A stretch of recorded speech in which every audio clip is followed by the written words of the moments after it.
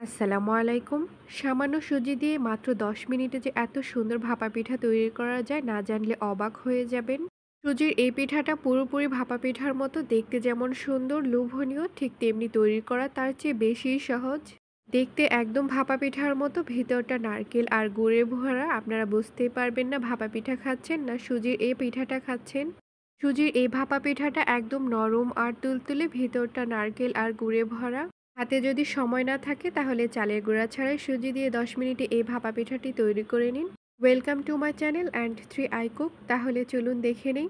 সুজির এই ভাপা পিঠাটি তৈরি করার জন্য প্রথমে একটি বোলের মধ্যে ২ কাপ সুজি নিয়ে নিচ্ছি। আমি এখানে কোনো প্রকার ভাজা সুজি ব্যবহার করিনি, কাঁচা সুজিটাই ব্যবহার করেছি।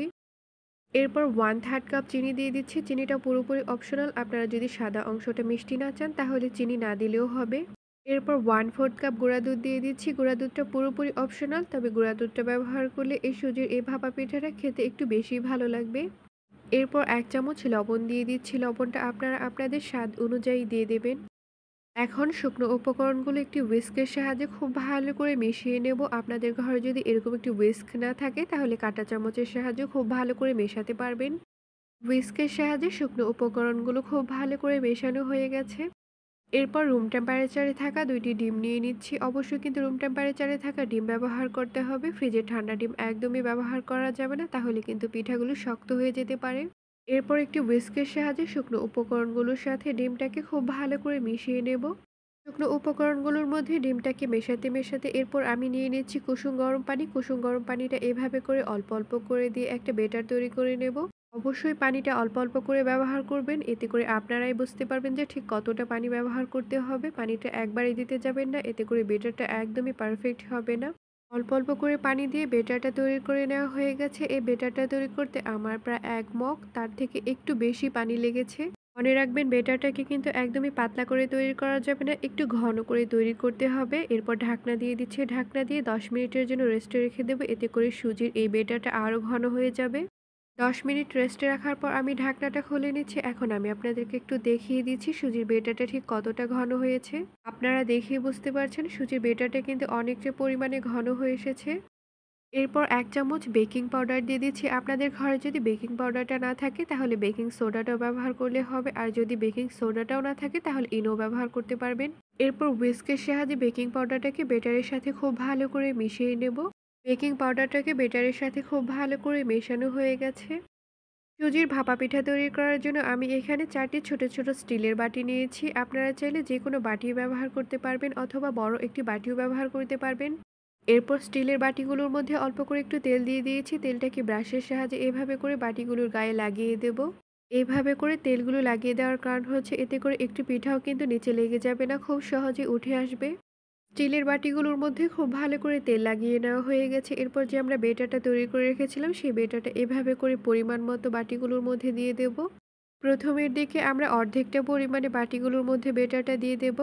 বাটিগুলোর মধ্যে বেটারটা দিয়ে দেওয়ার পর এরপর আমি দিয়ে দিচ্ছি গুড়। আমি এখানে গুড়টাকে খুব ভালো করে কুচি কুচি করে কেটে নিয়েছি। এরপর এভাবে করে বাটিগুলোর মধ্যে দিয়ে দিচ্ছি।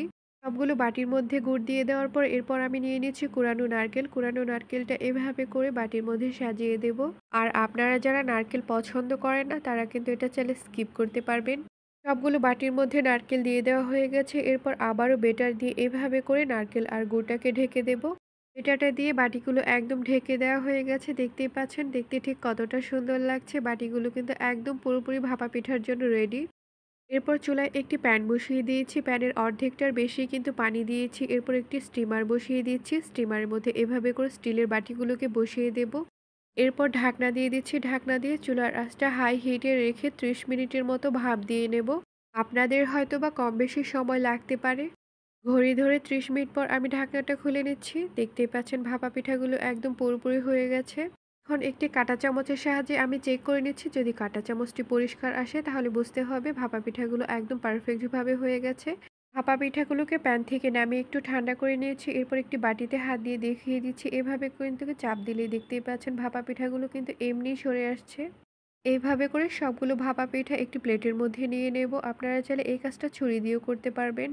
সবগুলো ভাপা পিঠা প্লেটের মধ্যে নিয়ে নেওয়া হয়ে গেছে। দেখতেই পাচ্ছেন ভাপা পিঠাগুলো ঠিক কতটা লোভনীয় লাগছে। আমি আপনাদেরকে একটি ভাপা পিঠা একটু ভেঙে দেখাচ্ছি ভেতরটা ঠিক কেমন হয়েছে। হাত দিলেই বোঝা যাচ্ছে ভাপা পিঠাটা একদম নরম আর তুলতুলে, ভেতরটা কিন্তু নারকেল আর গুড়ে ভরা। এই ভাপা পিঠাটা খেতে যে কতটা লোভনীয় হয়েছিল সেটা বলে বোঝানো যাবে না। আর হ্যাঁ, যদি আমার এই ভাপা পিঠা তৈরির রেসিপিটি আপনাদের ভালো লাগে তাহলে অবশ্যই লাইক, কমেন্ট এবং শেয়ার করবেন। যদি ইউটিউব থেকে দেখে থাকেন তাহলে সাবস্ক্রাইব করবেন। আর ফেসবুক পেজ থেকে দেখে থাকলে ফলো করবেন। আর আমার এই ভিডিওটি দেখার জন্য আপনাদের সবাইকে অনেক অনেক ধন্যবাদ। আল্লাহ হাফেজ।